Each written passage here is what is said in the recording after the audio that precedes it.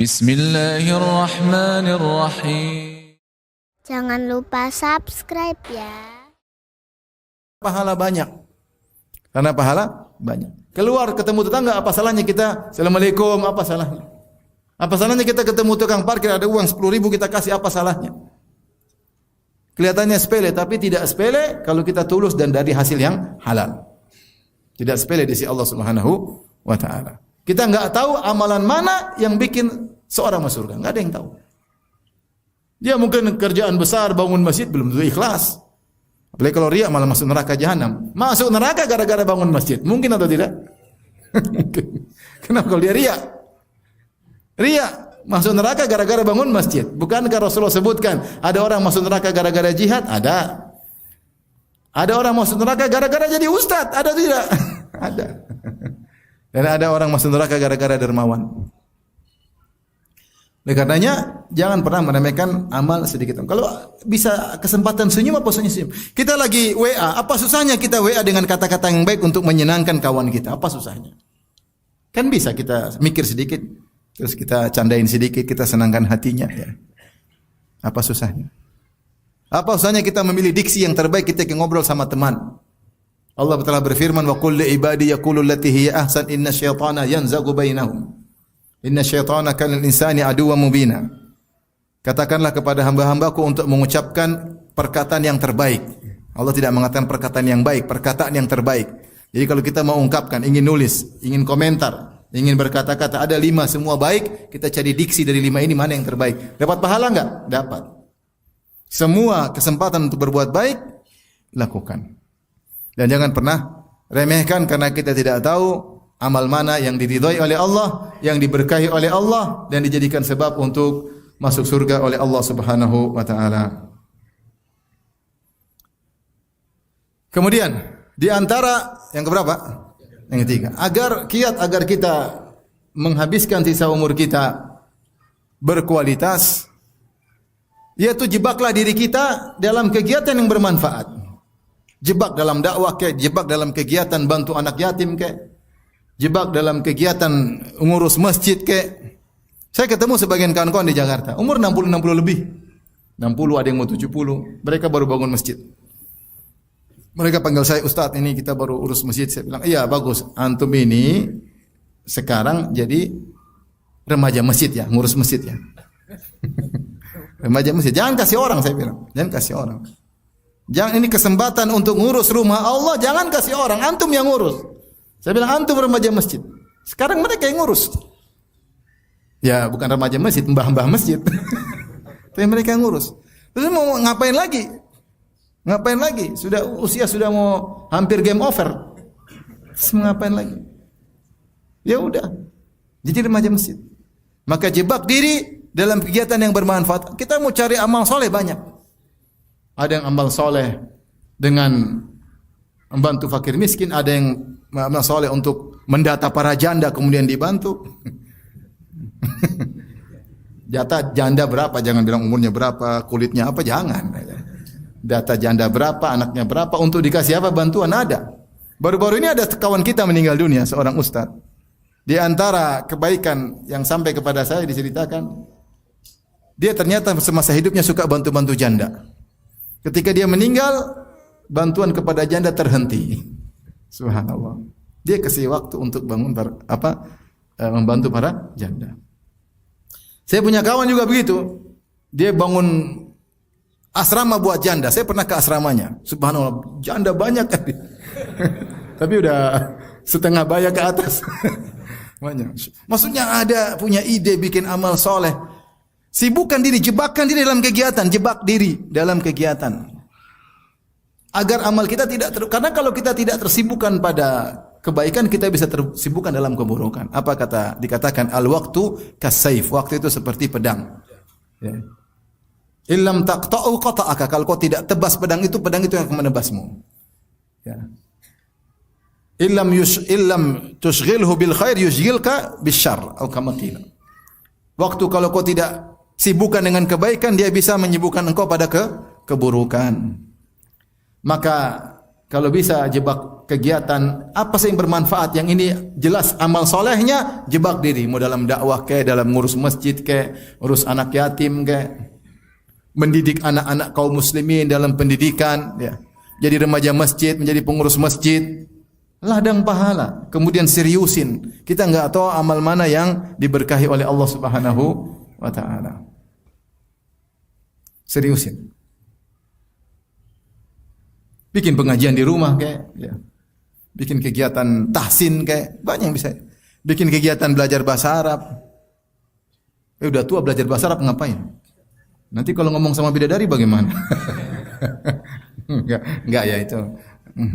Biarpun enggak bisa bahasa Arab, insya Allah bisa ngomong sama bidadari. Yang penting masuk surga. Tapi kan maksudnya ada kegiatan. Dengan belajar bahasa Arab lebih ngerti tentang Al-Quran dan Sunnah. Mendengar ayat lebih dipahami, bisa lebih diresapi karena ngerti tentang susunan tata bahasa Arab. Enggak apa-apa, enggak ada kata terlambat. Yang penting ada kegiatan, bisa atau tidak bisa. Bisa ngomong bahasa Arab atau tidak, ternyata cuma bisa kaifahaluk doang. Barakallahu fiik. Masyaallah. Diajak ngomong lagi A I E O enggak bisa. Enggak ada masalah. Thayyib, masyaallah. Thayyib. Insyaallah. Ahsanallahu ilaik. Masya Allah, keren. Tidak apa-apa, sebisanya, yang penting kita ada kegiatan bermanfaat. Ini jelas bermanfaat. Belajar bahasa Arab membuka cakrawala ilmu, cakrawala iman. Maksud saya kalau mau bikin kegiatan banyak, yang penting punya niat menjebak diri dalam menghabiskan sisa umur untuk kebaikan. Tadi enggak berapa? 4. Yang kelima, ikhwan dan akhwat yang dirahmati Allah Subhanahu wa taala. Sekarang berapa? Yang keempat sekarang. Sekarang yang keempat. Yang keempat, agar umur kita berkualitas, pelitlah terhadap waktu. Pelitlah terhadap waktu. Ya. Kata Hasan al-Basri, aku mendapati kaum yang bagi mereka waktu mereka agla minad dananir wad darahim. Aku dapati kaum, yaitu maksudnya para sahabat, yang bagi mereka waktu mereka lebih berharga daripada dinar dan dirham, itu daripada emas dan perak. Karena orang mukmin pasti menghargai waktu, pasti. Kalau saya dikatakan, Ustaz, apa cirinya orang mukmin? Ciri orang mukmin pasti menghargai waktu untuk akhirat, pasti. Kalau saya tanya lagi, Ustaz, apa ciri orang duniawi? Orang duniawi itu pasti menghargai waktunya untuk emas dan perak. Kata mereka, time is money. Semua waktu untuk apa? Duit. Itu duniawi murni. Orang akhirat, tidak ada orang akhirat kemudian buang-buang waktu. Duduk nonton ketawa-ketiwi. Wah, ngabisin waktu. Jagongan tiap malam. Mana ada orang mukmin seperti itu? Orang mukmin itu, ya ada waktunya dia bercanda, waktunya buat keluarga, waktunya ketemu kawan-kawan. Tapi dia tidak ada waktu kecuali bermanfaat. Makanya di antara sifat-sifat orang mukmin yang Allah sebutkan dalam Al-Qur'an, kata Allah, wa idza marru bil lagwi marru kirama. Jika mereka melewati perkara sia-sia, mereka lewati, mereka tinggalkan. Walladzina hum 'anil lagwi mu'ridun. Orang-orang yang dari perkara sia-sia mereka menghindar. Ciri orang beriman, qad aflahal mu'minun alladzina hum fi salatihim khashi'un. Dan seterusnya sampai Allah mengatakan walladzina hum 'anil lagwi mu'ridun. Orang-orang yang ketika melewati perkara sia-sia mereka berpaling.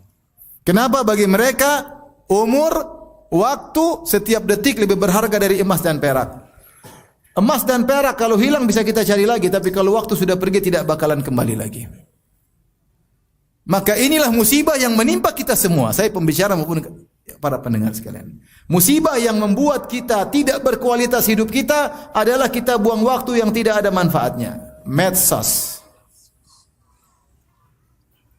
Ini musibah. Bukannya saya larang nonton berita, kita harus tahu berita tentang tanah air, tentang kondisi politik, kita harus tahu. Tapi jangan berlebihan. Berita politik kita tahu detail, berita artis tahu detail, berita korupsi tahu tentang secara detail. Berita kriminal tahu secara detail, semua detail. Ditanya tafsir ayat, enggak tahu. Bahkan pemain bola kita tahu biografinya secara detail. Liga ini, liga anu detail. Ikuti, oh ntar lagi liga ini, lagi ini. Ya akhi, waktu kita habis.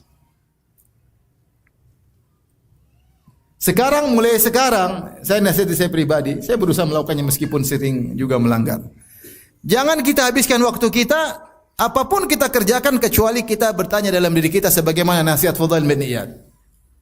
Faman alima annahu mauqufun, siapa yang tahu dia akan diberdirikan, dihentikan di hadapan Allah untuk dihisab, falyalam annahu mas'ulun, maka dia tahu dia bakalan ditanya.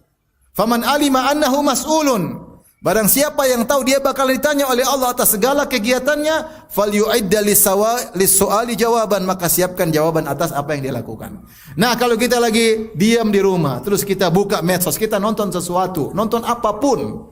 Sebelum kita nonton, coba tanya pada diri saya, kalau Allah hentikan saya 5 menit saya nonton, Allah tanya, kenapa kau nonton 5 menit tersebut? Kalau kau bisa jawab, nonton aja. Kalau kau enggak bisa jawab, enggak usah. Enggak usah. Antum kalau mau buka nonton film Korea setengah jam, coba antum sebelum nonton klik film Korea, tanya sama diri antum, kalau Allah berhentikan saya, Allah tanya, kenapa kau nonton film Korea setengah jam? Bisa jawab enggak? Itu cara kita untuk menghargai waktu sehingga hidup kita berkualitas. Hidup kita tidak berkualitas karena umur kita buang seenaknya. Yang tidak bermanfaat kita buang umur kita buang waktu kita untuk hal-hal yang tidak bermanfaat, untuk lihat-lihat yang tidak bermanfaat. Masih mending melihat yang tidak bermanfaat. Masih mending. Lebih parah lagi melihat maksiat. Melihat maksiat.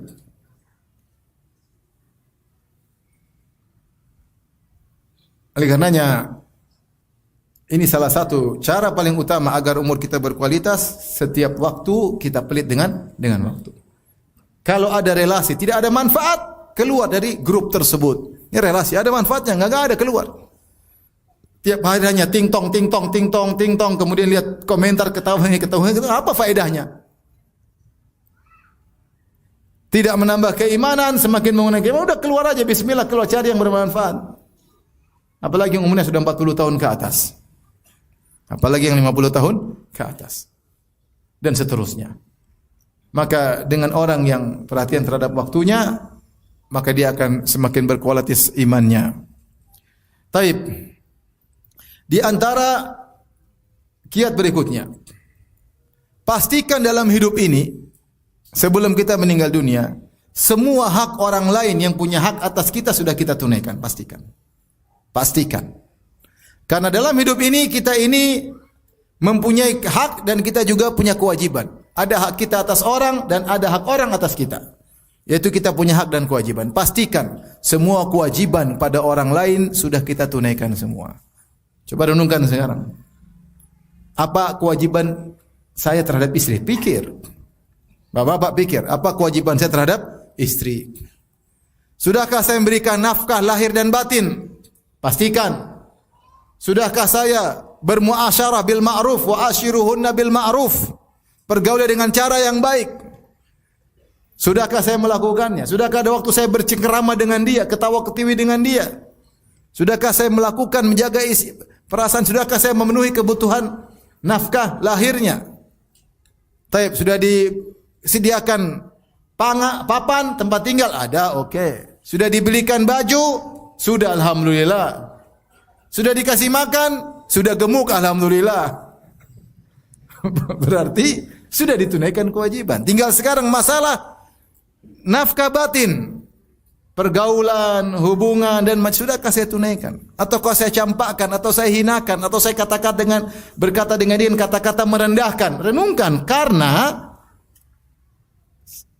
kalau kita tidak tunaikan, kita akan dituntut di akhirat kelak. Jangan sampai kita sibuk ibadah-ibadah, ternyata banyak hak orang lain tidak kita tunaikan. Pastikan hak istri kita tunaikan. Pastikan hak anak kita tunaikan. Sudahkah kita didik dia? Bukan cuma kasih duit, kasih makan aja. Ngobrol. Arahkan pikirannya kepada yang baik. Beri wejangan, telepon. Kalau dia lagi di luar kota, kita kalau bisa kunjungi, kita didik dia. Kalau cuma kasih makan, kucing pun bisa kasih makan anaknya. Ayam pun bisa, babon bisa kasih makan apa? Anaknya, bisa. Bukan itu yang dituntut dari kita. Kita bukan sekedar kasih makan, tapi bagaimana mendidik anak-anak. Sudahkah hak anak kita tunaikan? Tanya pada diri sendiri. Ya, kisah ini pengalaman pribadi ya. Jadi saya dulu ngisi pengajian. Ke rumah saya jauh, Jakarta. Habis subuh saya langsung jalan. Saya pulang lagi ke rumah ba'da Isya, mungkin jam 10 malam. Tiap hari seperti itu. Ini saya masih kuliah. Saya pulang dari Madinah, ngisi waktu, saya ngisi padat. Ya. Habis subuh saya keluar, balik-balik sudah jam 10 malam. Tiap hari seperti itu. Tahu-tahu anak saya, putri saya nomor 2, dia sekolah, nangis. Nangis di kelas.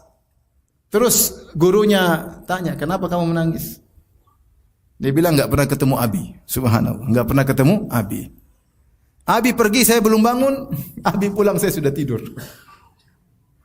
Itu sebabnya saya bilang kita pindah rumah. Jangan terlalu jauh.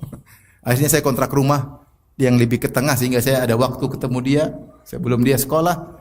Dan kalau saya pulang, saya bisa ketemu dia sebelum apa? Tidur. Kita ternyata sibuk ngurusin orang lain, hak anak tidak kita tunaikan. Ini saya contoh pribadi, saya pernah salah. Oleh karenanya anak-anak punya hak. Kalau tidak, dia akan tuntut kita pada hari kiamat kelak. Orang tua punya hak. Orang tua pingin dikunjungi, pingin diajak ngobrol, pingin dipijit kakinya. Pingin. Antum kalau jadi orang nanti sudah tua, mungkin antum juga rindu anak-anak. Cuma orang tua kan ego, bilang, nak kamu kesini, mana dia mau? Dia ego. Dia enggak enak, aduh anak saya sibuk. Padahal dia rindu. Saya pernah ketemu orang kafir, saya sering cerita hal ini. Saya satu pesawat dengan dia orang kafir. Kemudian dia kaya, punya properti macam-macam. Saya bilang, mohon maaf Pak, apa yang Bapak sesalkan? Dia bilang, saya yang sedihkan sekarang, anak-anak saya jauh dari saya. Semua kebutuhan saya penuhi, sekarang mereka tidak ada kontak sama saya. Anaknya berhasil semua. Tapi dia dalam kesedihan. Di masa tua dia ingin dekat anak-anak. Kalau mungkin punya cucu, ingin dekat dengan cucu. Ini enggak ada sama sekali. Orang tua kita punya hak. Itu kita tunaikan. Maksud saya pastikan. Jangan bilang, endaklah mereka enggak akan nutut. Hari kiamat mereka akan nutut kita. Makanya dalam Al-Quran di antara tafsir firman Allah Subhanahu wa taala, fa idza ja'atis sakhah yauma yafirul mar'u min akhihi wa ummihi wa abihi wa sahibatihi wa banihi. Jika ditiupkan sangkakala, itu hari kiamat kelak, manusia meninggal kemudian dibangkitkan, maka pada hari itu yauma yafirul mar'u min akhihi, seorang akan lari saudaranya. Wa ummihi wa abi, dia akan ketemu ibunya, dia kabur. Ada ibunya, dia kabur. Ketemu bapaknya, dia kabur. Wa sahibatihi wa bani, ketemu istrinya, dia kabur. Ketemu anaknya depan dia, dekat, dia kabur. Kenapa dia kabur? Di antara tafsir dan para salaf, dia tidak mau dituntut. Dia tahu selama di dunia dia kurang sama mereka, maka dia kabur. Nah, maksud saya, yang paling penting dalam hidup ini, ketika meninggal semua hak sudah kita tunaikan. Jadi pastikan hak anak, hak istri, hak orang tua, hak pegawai kita, hak kalau punya supir, hak supir, kalau punya pekerja, hak pekerja, pembantu, hak bos kita, kalau kita kerja sama orang, hak dia sudah kita tunaikan belum? Kita punya tetangga, hak kita sudah, hak tetangga sudah kita tunaikan enggak? Kalau dia sakit kita jenguk enggak? Kalau dia lapar kita kasih makan enggak? Jangan sampai dia tidur kelaparan, kita tidur kekenyangan. Tidak beriman orang yang dia tidur kekenyangan sementara tetangganya apa? Kelaparan. Hak kakak kita, adik kita, ponakan kita, susah enggak hidupnya? Adakah kita ikut membantu mereka? Intinya hak-hak orang lain kita tunaikan. Adapun hak kita enggak ada masalah ditunaikan, alhamdulillah. Tidak ditunaikan lebih untung bagi kita untuk kita tuntut di akhirat. Ada orang misalnya ngambil duit kita. Mana lebih menguntungkan bagi kita? Kita tuntut sekarang di dunia atau kita ambil di akhirat? Ambil di akhirat. Di dunia kita ada ambil duit dari dia, buat apa? Beli mobil, buat beli makan, habis. Di akhirat kalau kita ambil pahala, bisa menyelamatkan kita dari neraka atau meninggikan derajat kita di surga. Maka agar hidup kita berkualitas, kita perbaiki amal soleh kita di akhir hayat kita, pastikan seluruh hak telah terpenuhi, hak orang. Kemarin, ini cerita lucu aja. Kemarin saya bekam, Hari apa kemarin bekam? Hari Rabu. Bekam. Berapa titik? Mungkin 15 titik kan. Bekam, terus saya foto, cerek. Terus saya kirim kepada istri saya yang pertama. Tunggu dulu, bukan saya, sama saya cerita aja. Tunggu dulu sebentar. Saya kirim, sayang Abi lagi di bekam. Dia bilang, Masya Allah. Ada enggak di situ titik istri terzolimi? Darahnya banyak. Coba itu ada enggak? Titik istri terzolimi. Maksudnya dia bercanda. Jangan sampai ada darah yang banyak, kan itu titik mendolimi istri maksudnya. Makanya darahnya banyak. Dia bercanda, dia bilang itu ada enggak? Titik mendolimi istri. Saya bilang alhamdulillah tidak ada. Kata istri saya bercanda lagi, itu bekamnya kurang ahli. Oh saya, ya akhi, pastikan kalau ente punya istri lebih dari satu, jangan sampai ente zolimi salah satunya. Ente kalau zolimi salah satunya, ente pincang hari kiamat. Maka bersyukur yang istrinya cuma satu, alhamdulillah. Kalau dua, man kana lahu imra'atani famala ila ihdahuma jaa yaumal qiyamati wa shikhuhu ma'il. Siapa yang istrinya dua, kemudian condong kepada salah satunya, satu dizolimi, maka dia akan datang pada hari kiamat badannya miring. Ya akhi, kenapa miring ya akhi? Kok jenggotnya miring akhi? Aduh, qadarullah. Ya, penyesalan tidak ada faedahnya di hari kiamat. Maksud saya, pastikan semua hak ditunaikan. Hak istri tunaikan. Istri pertama, istri kedua, istri ketiga, istri keempat tunaikan. Anak-anak dari istri pertama, anak istri kedua, anak istri ketiga, anak istri empat, semuanya tunaikan hak mereka. Jangan sampai zalim. Sama anak istri pertama, Masya Allah, sama anak istri dua, ingusan gak dilap-lap. Ada orang poligami, istrinya Masya Allah pertama, rumah bagus, istri kedua taruh di garasi. Ya kalau dia punya anak ente tinggal di garasi, bahlul ente. Gimana hari kiamat ente bisa kalau ditagih oleh anak ini?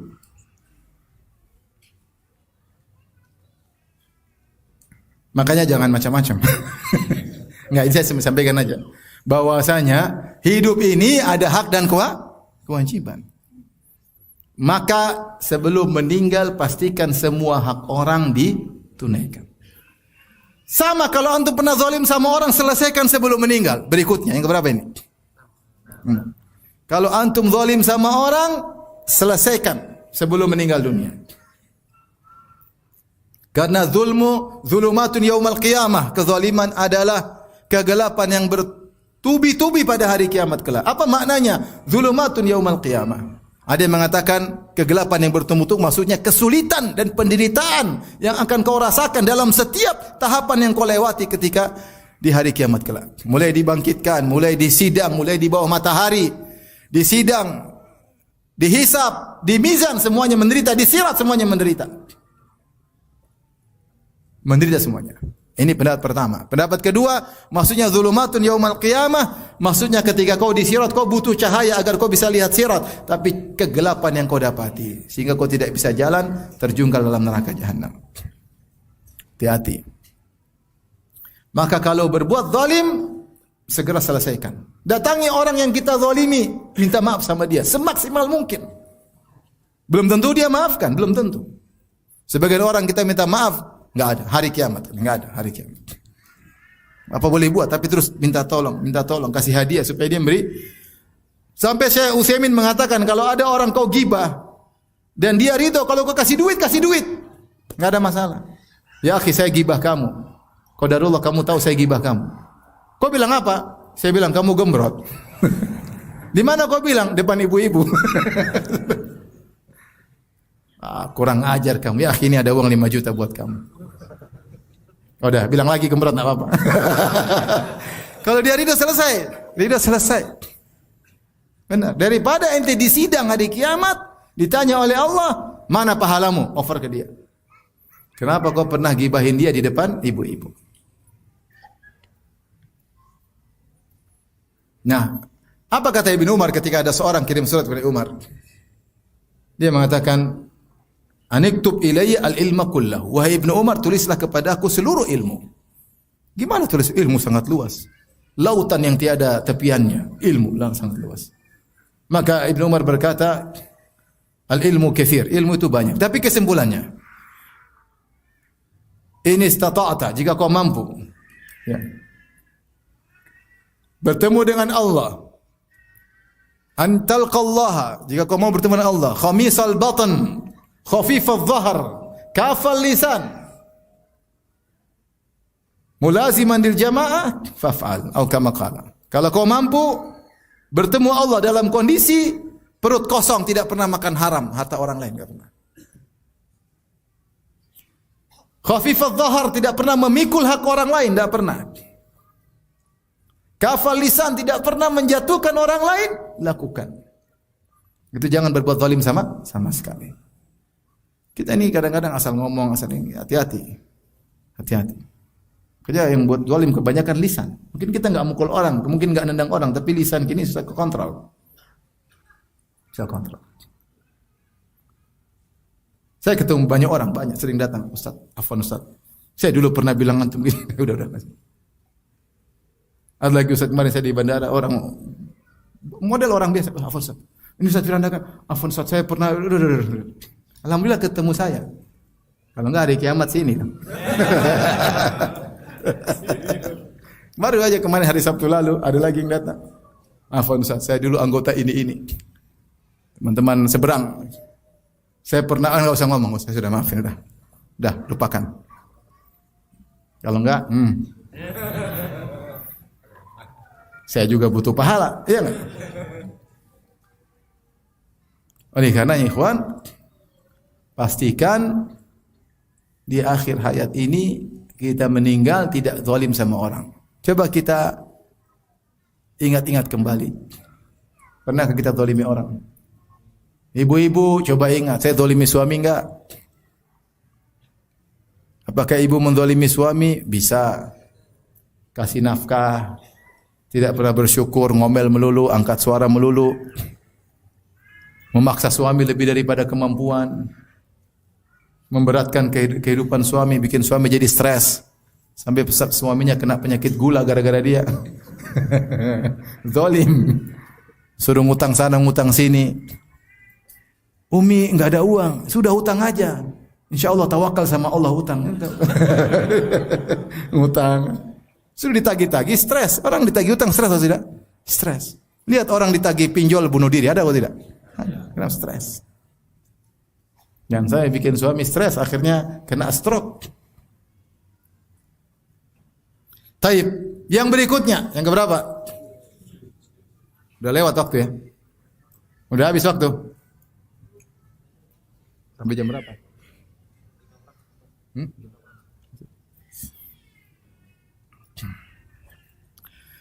Yang berikutnya, berusaha. Jangan pernah meminta atau berharap agar dipuji orang. Jangan pernah. Dengan terang-terangan, dengan isyarat, dengan status, jangan sama sekali. Apalagi terkait dengan amal saleh. Kalau terkait dengan amal dunia bisa jadi ujub dan sombong. Kalau terkait dengan amal saleh maka riya dan sum'ah.